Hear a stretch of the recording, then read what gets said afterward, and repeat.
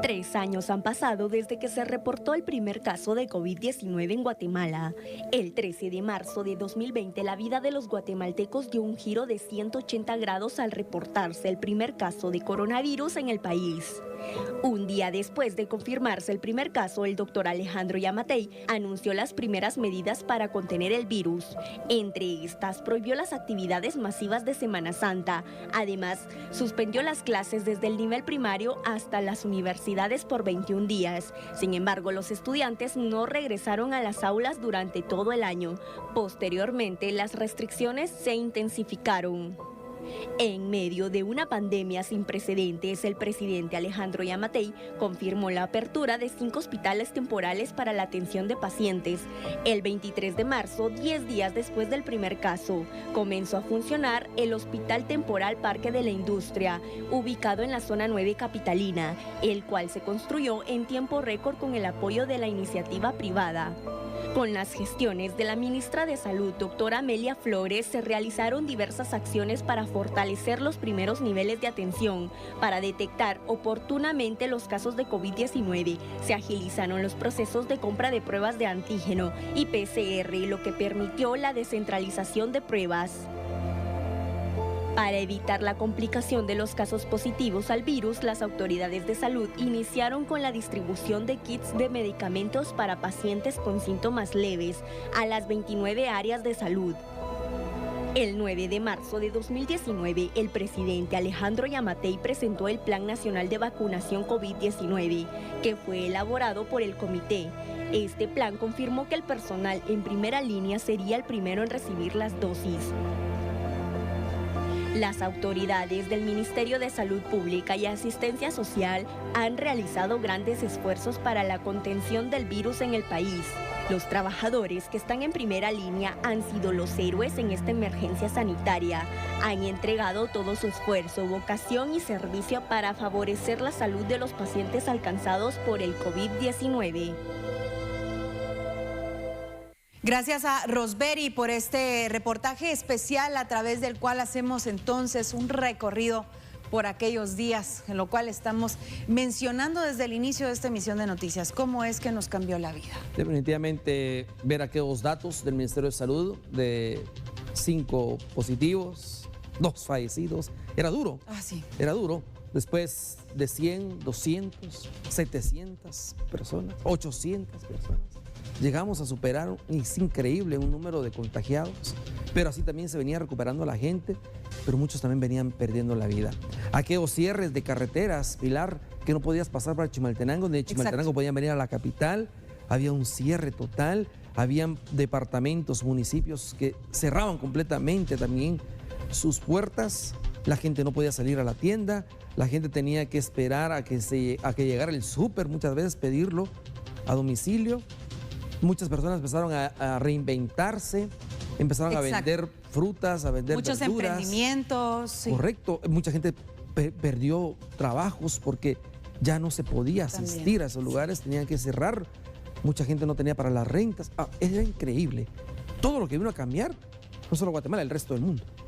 Y yo estoy segura que muchos de nuestros amigos televidentes pues están en casa y nos han de escuchar y han de decir, es cierto, ay, esto, y da hasta esa sensación en el pecho, en el estómago, de recordar esa situación que todos tuvimos que enfrentar. Recordemos también que fue un tiempo de crisis para las familias, sí. Porque, bueno, si bien es cierto, ahora, pues, en la actualidad, quiero decir, papá y mamá trabajan y salen varias horas de casa y bueno, ya el encierro trajo entonces estar toda la familia, a veces familias con espacios muy reducidos, eso empezaba a generar cierta crisis familiar, se dio mucha situación en donde muchos matrimonios tuvieron este tipo de crisis, en fin, de verdad fue un desafío para todos el tener que estar aislados tantos días, metidos en la habitación sin poder poder salir a los espacios comunes para evitar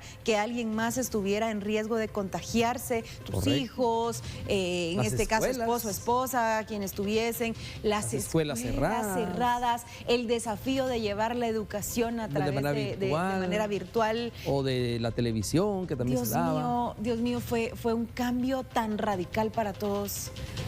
No, y aparte de esto, Pilar, también vino a afectar seriamente el desarrollarse como personas profesionales también, porque se suspenden las prácticas, se cierran universidades, se cierran centros educativos, empieza la gente pues a reinventarse de una manera de poder dar clases de manera virtual, empieza a abrirse campo en otro aspecto. Los trabajos de los call centers, los trabajos de la atención vía telefónica, vía internet, vía redes sociales, empiezan a activarse muchos en las redes sociales como el Twitter, como Instagram, como Facebook, empiezas a informarte cómo van las cosas en los otros países del mundo. Cobraron mucha fuerza las redes sociales. Ganó mucha fuerza. Sí. También recordás esos momentos donde alguien estornudaba o alguien tosía y la gente ya rápido se alejaba y te obligaban a hacerte tu prueba en los trabajos, te suspendían los 15 días, era increíble. Primero eran los hoteles, ¿sí? Que el ICS tenía, los mandaba a hoteles porque ya no había espacio en el Parque de la Industria. Posteriormente la gente se fue quedando en casa, se empezaron a, ¿cómo se le llama esto? Prácticamente a aislar familias completas y bueno.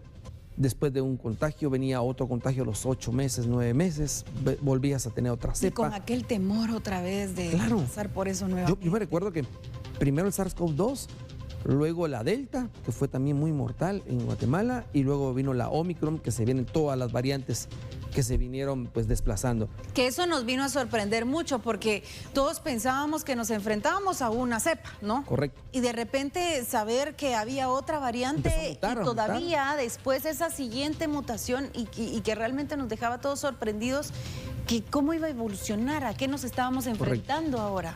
Y las personas que padecían de algunas enfermedades crónicas, se complicaba la situación, Así es, se complicaba la salud, se complicaba muchas veces el estar aislado, atención muy especializada, por eso se aperturó el Parque de la Industria, por eso se mantuvo mucho tiempo como un hospital temporal, también Villanueva, Quetzaltenango, varios lugares más que se fueron adecuando, pero bueno, definitivamente ese 13 de marzo, nadie se imaginaba lo que iba a pasar. Así es. Posteriormente se vino el fin de semana, donde dijeron cierre completo, el país se cierra.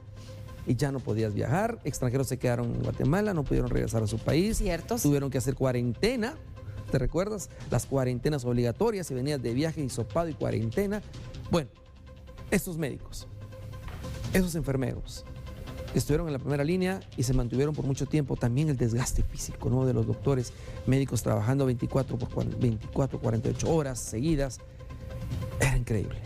Y me encanta que hagas esa reseña, digamos, o que traigas a memoria también esa labor, porque no cabe duda que nuestros héroes, digamos, en ese momento eran esos ángeles. De verdad, llegábamos con cada incertidumbre respecto a enfrentar esta situación. E incansablemente los médicos, como tú dices, esa primera línea, los socorristas, sí, los bomberos, que trabajaban 24/7, se les miraba exhaustos, pero para ellos era tan importante salvar vidas, apoyar a la ciudadanía.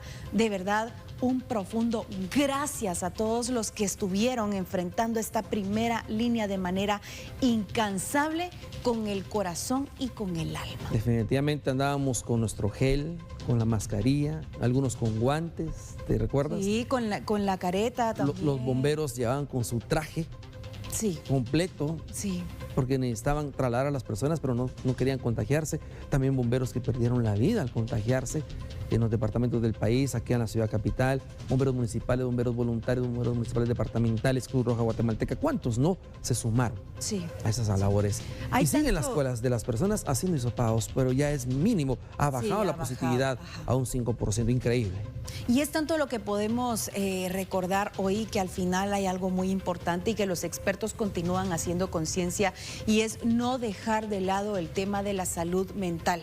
porque Sí. hubo de verdad muchas situaciones que nos afectaron y que a nivel de salud mental podrían continuar pues generando ciertas complicaciones a las personas. Entonces, en medida de sus posibilidades, preste mucha atención a esta situación para entonces así continuar, digamos, la evolución hacia poder retomar pues nuestra vida después de ese tiempo de hace 3 años en donde a todos definitivamente nos dio un giro de 180 grados. Definitivamente. Así que hoy recordamos ese 13 de marzo. Seguramente usted allá en casa estará haciendo también un recordatorio, cómo le cambió la vida completamente. Aprendimos a vivir con la pandemia, porque recuerde, la pandemia no ha terminado, la pandemia no se ha alejado. Sigue mutando las cepas del COVID-19, el SARS-CoV-2, de la Omicron, todo esto, pero ahora estamos vacunados. Ahora tenemos esas fortalezas que también nos desarrolló la misma enfermedad. Podemos enfrentarlo, podemos vivir con ello, pero eso sí, siempre, siempre recuerde usted que cada uno de estos médicos que usted ve en pantalla, cada uno de esos doctores, dieron la vida por nosotros, dieron la vida por usted y la siguen dando. Por eso a ellos les damos una referencia de aplausos y agradecimiento, porque Guatemala se enfrentó a una pandemia, logró sobrevivir, logró superarla y nos mantenemos, gracias a Dios. Perdón, debo principiar por anunciar algo que no es esto, que es la llamada que jamás hubiera querido recibir.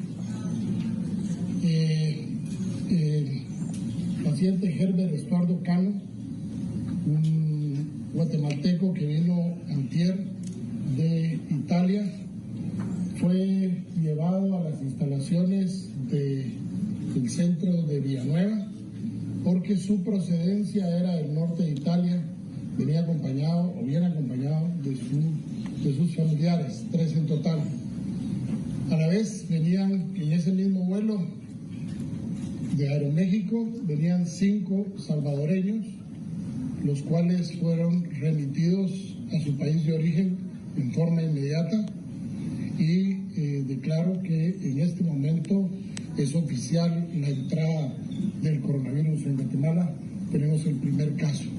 Lo bueno es que entró, lo llevamos directamente al hospital y está ya en tratamiento en el hospital de Villanueva. Hoy en la tarde haremos una cadena nacional e informaremos de los pasos que seguiremos más adelante.